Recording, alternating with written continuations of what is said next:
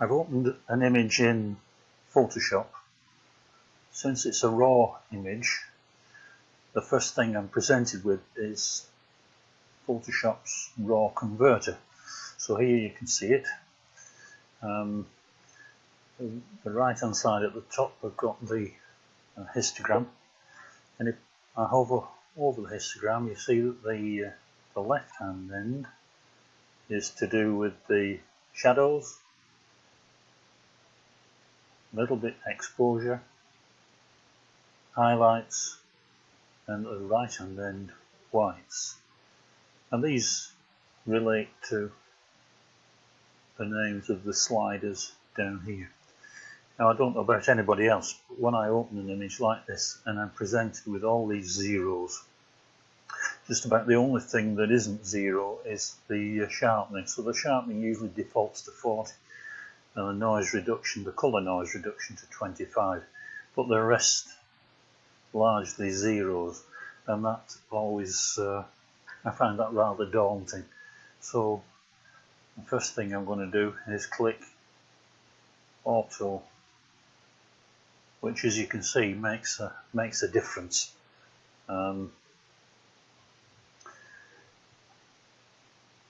texture, clarity and dehaze stay at 0, and I like to put a little bit of texture in, about 10, clarity about 20.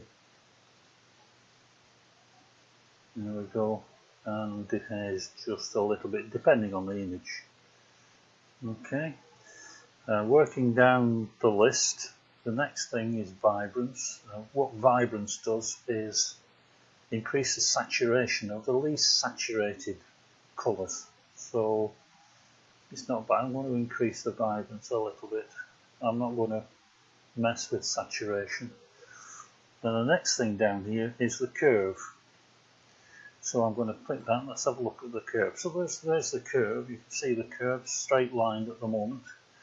In the later versions of the raw converter, you can see this thing here, this targeted adjustment tool.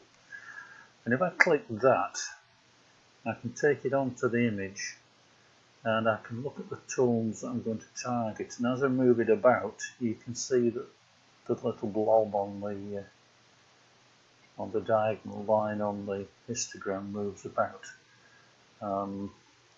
One thing I want to do is make these lights a little bit darker. So I click on them and drag them down a bit, so that makes the lights just a bit darker. You can see the curves altered. Otherwise I'm reasonably happy with that. So I'm going to leave the curves, so I'll get that out of the way. Detail sharpening. If I click, you can see it at the moment it's on 20.3%. the image. I've got to 100%. I like to look at 100% when I'm sharpening. So there we go. If I click on the image here, it'll go back to the 20%. And I want to look at the front of the local, so I'm going to click on the local front, and that comes up like so. It's 57313. That looks plenty sharp enough to me. So we'll leave it at that. So I'll shut the detail now. The colour mixer, I'll just click back on here and get back to the big the colour mixer. That also has got a targeted adjustment tool.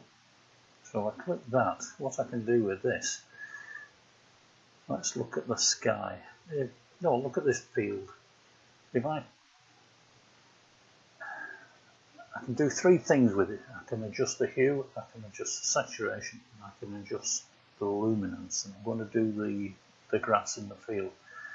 I'm going to click it on the grass and drag it up, and that will make it lighter. And if you look on the sliders here, you'll see that the targeted adjustment tool doesn't just work on one colour, it works on whatever that area is made up of. And it's increase the orange and the yellow in this case. Let's brighten that up. Looking at it, reasonably happy with that now, so I'm going to shut the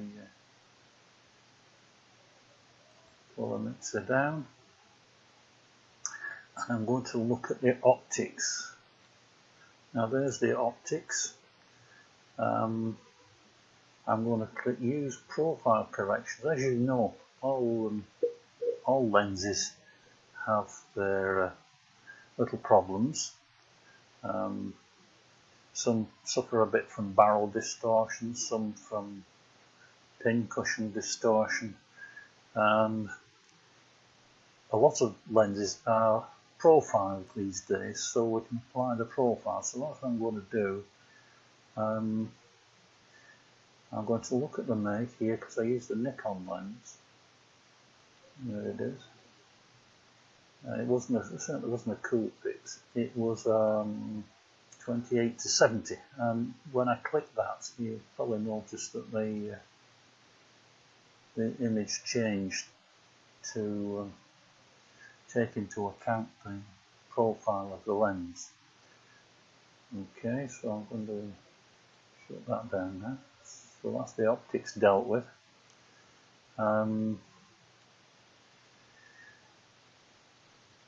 Shut that up as well. And I think that's about all I'm going to do here. So I'm quite happy to use that as a starting point. So I'm going to click open. So now that opens the image in the main window of Photoshop.